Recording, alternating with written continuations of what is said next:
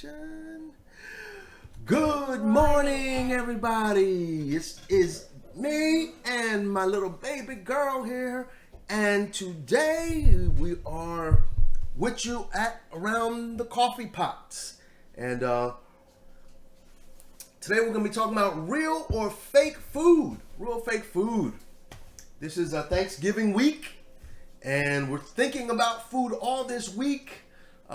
That's why my little one is off of school, because she's having vacation week. And we're going to be going up to Connecticut on tomorrow. So keep us in your prayers and thoughts as we travel up there. There will be no show on tomorrow of Around the Coffee Pot. This is where food and news collide. And yeah, so let's get to it.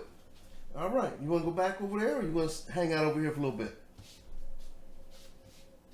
She's out of here. She's out of here. Good morning to everybody. I see Deneen Turner is on. I see Tan is on. Loki is on. Steve-O is on. Good morning to you. Bruce, good morning. He says, what's good to eat around here? Man, I got a couple sandwiches in the fridge. I think we had some leftovers from yesterday. So yeah, you're welcome to it. But yeah, we are... let's get started on today's show. Today we're going to be talking about 10 fake foods that we eat probably every day, or that, America eats every day. We're not going to eat all these foods every day, but that are in our regular diet that are probably fake and probably not exactly what we think they ought to be. It's unfortunate that because of different regulations, that many companies are able to claim that certain foods are, one thing, but when they really aren't. There was a book that was written, and where is that name? It's called Real Food, Fake Food: Why You Don't Know What You're Eating and What You Can Do About It, by Larry Olmsted. And he has like 300 pages worth of information regarding food that's commonly in the United States that are being passed off as real foods, but probably are not what the label says they are. So we're going to look at a few of those right now. First of all, you may have heard this on the news not too long ago. Parmesan cheese. Parmesan cheese. Parmesan cheese, a lot of them have wood pulp, wood dust in it, and shavings from the wood.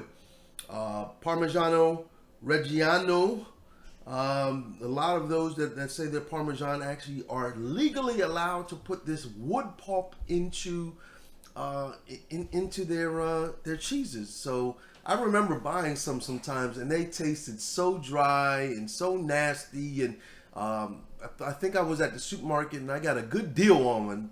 That usually tells you, if you get too good of a deal on something, probably something's off with that.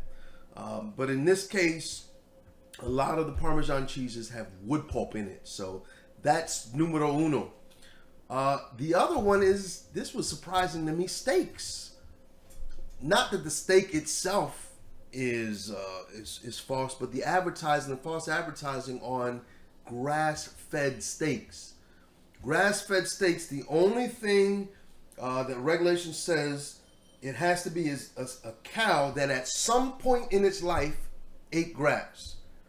If when it was just born it ate a little grass, you can actually claim that was a grass-fed cow, and that falls under the guidelines that the government places on it. So a lot of those meats that you're paying a lot of extra money for, that's just creative advertising. So we want to make sure that we're getting what we pay for. So grass-fed does not necessarily mean what it is. Number 3, honey. Honey laundering is real. Lots of times, a lot of the honeys are actually corn syrup that's colored. A lot of the honeys, they actually will mix real honey with corn syrup and with some other sugars. Hey, can you put that down a little, please? Thank you. this is a challenge when you have kids home. So honey laundering is real. They water it down. They do a lot of things to honey. So probably the best way to ensure that you're getting real honey is buy locally. Buy honey that is raw. When raw honey, the way you know raw honey is if you sit it out and it gets cold, it actually gets hard. It gets hardened. So you don't want the pasteurized stuff. Even if it's real pasteurized honey, it's a lot of the beneficial properties of the honey have been, taken out because of through the heating process, through the pasteurization process. So real, authentic honey is the way to go. All right. Number 4, aceite de oliva, olive oil. Olive oil. And you've probably seen, I've seen a lot of articles on Good Morning America, news stories on Good Morning America, CBS, ABC News on olive oil and the scams of olive oil. A lot of olive oil. There was one that said that they were actually using machinery oil, some sort of machinery oil, and in lieu of olive oil. That it wasn't even any olive oil at all. And so some sort of oil that they would lube machines with. Olive oil has a lot of them have the hydrocarbon residues, pesticides, pomace oil, and a lot of other things, even mineral oil in them as well. So that's some nasty stuff. So we want to make sure. Sometimes it pays more to pay more. It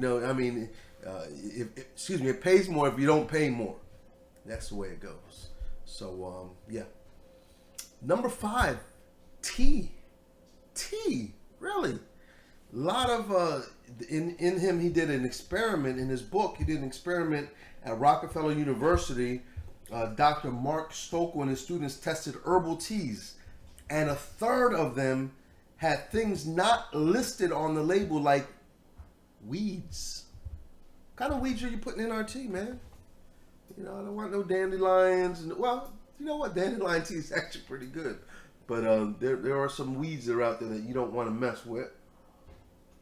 And one of the things the study says, it didn't matter if it was a high-end tea or a low-end tea, that it didn't have all the ingredients rather, that were listed on there. So this one's probably no surprise at all to any of us.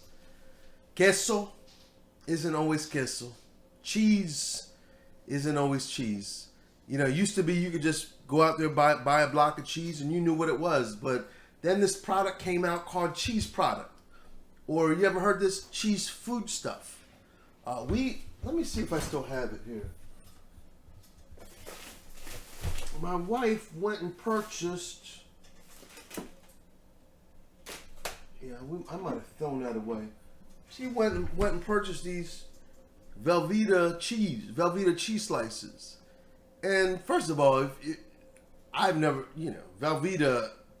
known them to make anything but Velveeta food stuff and all that. But the way it was packaged and everything, she didn't pay any attention. She just grabbed this cheese and brought it home, and we were trying to make sandwiches or something like that. And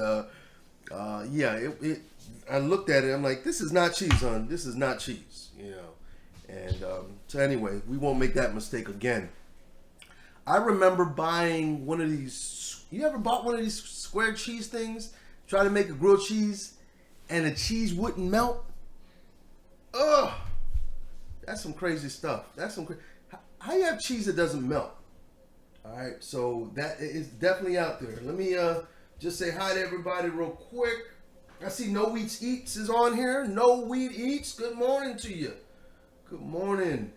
Money Mike is tuned in. And let's see, Bruce, everybody.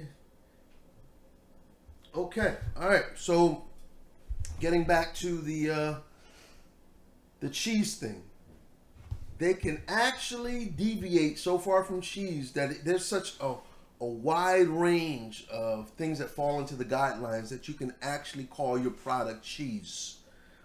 Matter of fact, it says that U.S. has the laxest cheese labeling laws of pretty much any developed nation. wow, we're leading the way in making, the dumbing down cheese. Dumbing down cheese. See, French, they would not have that. They won't have that. Not their cheese. All right. So, then number seven. Number seven. Oh, and also about the cheese. You ever see the package that says in big letters, cheese, and then in small, tiny print, food stuff, or cheese product, something like that. It's ridiculous. Cheese is one of those pet peeves of mine. I like real cheese. I like real cheese. I don't like that nasty stuff. Velveeta is not cheese to me.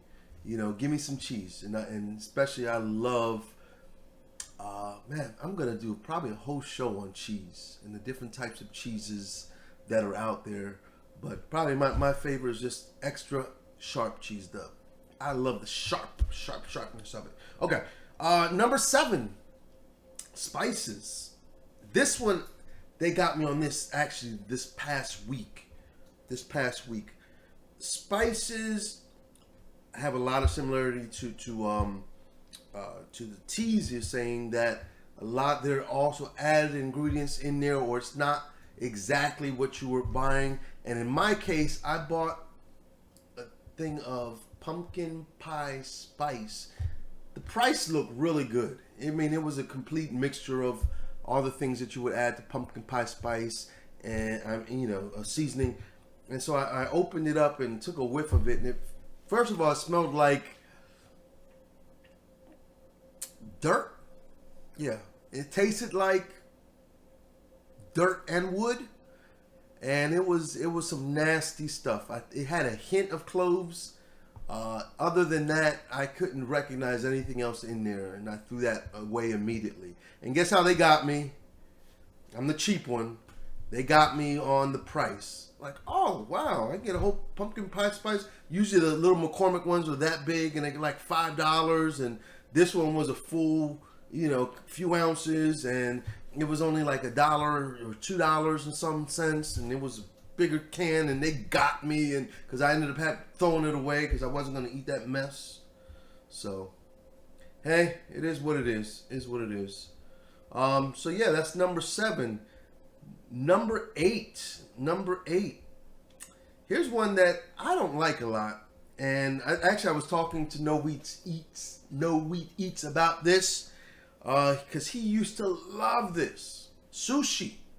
He used to eat this all the time. He said until he started going to, and he got sick a few times from eating it. Well, that white tuna roll that you love probably has no tuna at all. Olmsted points to a study done by nonprofit marine conservation group Oceana, which took samples from New York sushi restaurants and found that, listen, 100% of them served fake fish. Let me clear my throat again. 100% of them served fake fish. Consumers ordering white tuna got a completely different animal, no kind of tuna at all. 94% of the time, he writes. Your odds of getting served real tuna in a restaurant are about the same as hitting 000 on a Vegas roulette wheel, which is to say not good. Instead of tuna, you're likely eating escalar, which is nicknamed disturbingly X-lac fish. Ugh. Because it's known for giving people diarrhea for days. Ugh. Yeah, and I think that's why No Wheat Eats stopped eating sushi, because sushi was not agreeing with him. Yeah, so you can testify to that in the comments. No Wheat Eats, you can testify to that and let them know. The other one, wow. As we're talking about being around the coffee pot, and I've got my cup of joe. Are you telling me that my cup of joe could be a lie? Well, that's what we're saying. He writes that ground coffee is often cut with cheaper substances. Contemporary researchers have found twigs, roasted corn, ground roasted barley, and even roasted ground parchment. Yeah, wow. And the adulteration is even more extreme in powdered instant coffee, where substances found have included chicory, cereals, caramel, parchment, starch, malt, and figs. Yeah. It's safer to just go out, buy yourself a coffee grinder, and grind your own beans. At least you can see what what it's made of. At least you can see it from the source. So, all right, man. I guess we're at number 10. We're at number 10. I might even throw in a little bonus. Number 10 is a popular one. You know what? I'm going to save number 10 for the bonus. Instead, I'm going to give you this one. Truffle oil. Truffle oil. So those truffle fry owners and lovers, rather, you've actually been eating chemicals engineered to taste like truffles. Real truffle oil is just too expensive to make sense for most restaurants. Almost no truffle oil was real. Hold on a second. Are you telling me that when I went to Wegmans and bought that truffle oil for like $7, that was probably fake? That's what they're telling me. Almost no truffle oil is real. Most chefs are fully aware that what they're selling is not a valuable fungi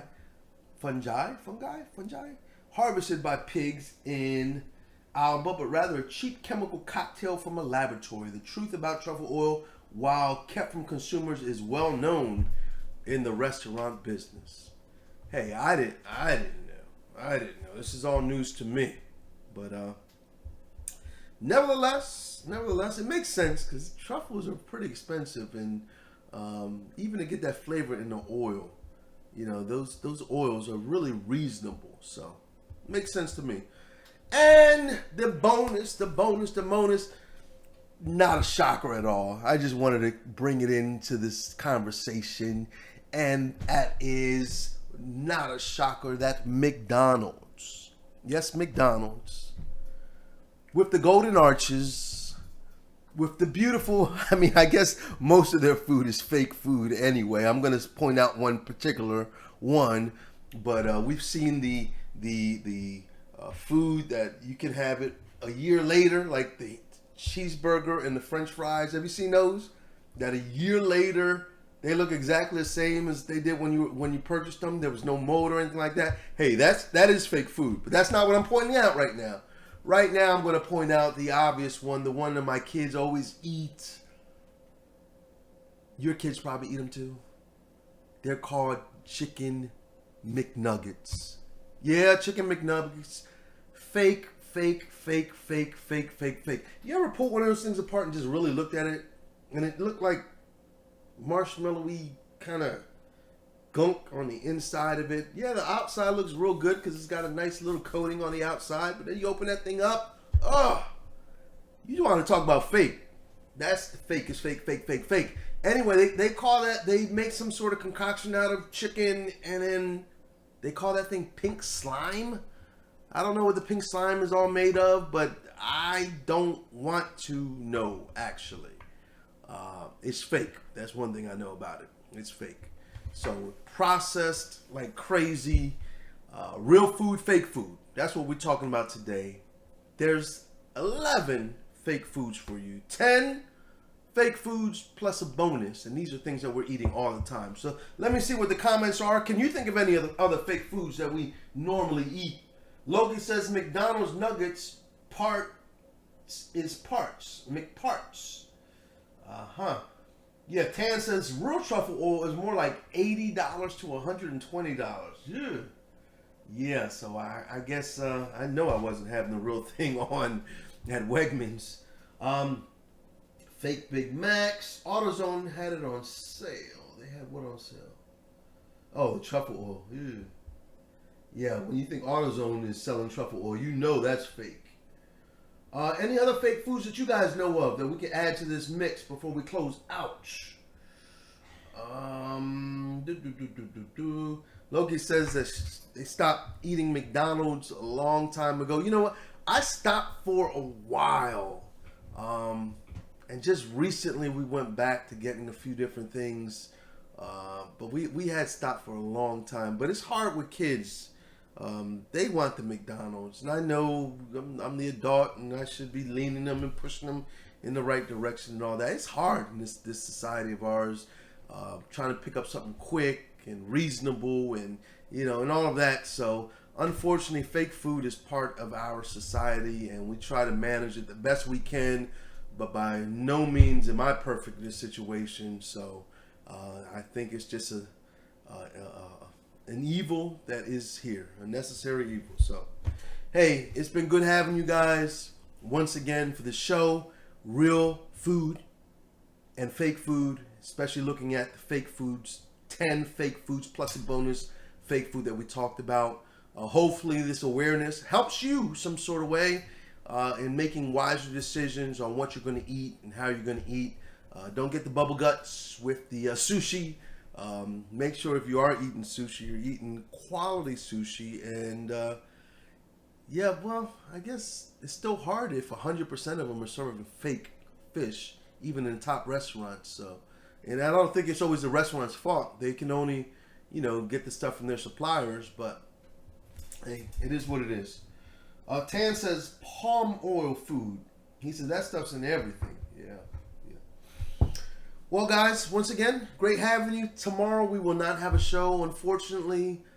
We will try to do something on Thursday. Just subscribe to this and click the bell. Yeah, that's what I'm trying to say. Click the bell so you can get notifications. If by any chance I kind of just jump on for a second, I might do that just like as a vlogging style way. It won't be for this show. We probably won't start this show back up till next week, till next Monday. But you'll see me again. But you only know because it's gonna be very sporadic. So we might be in the middle of doing something, and I want to show you somewhere where we are or whatever, kind of like a little vlogging style. So, but the only way you're gonna know about that is if you hit subscribe and click the bell to be notified. When you're notified, just jump on the stream and we'll do a little chat and chew wherever we are. Chat and chew. Maybe stop at a little restaurant and talk for a little bit. Who knows? But I will see you before next Monday.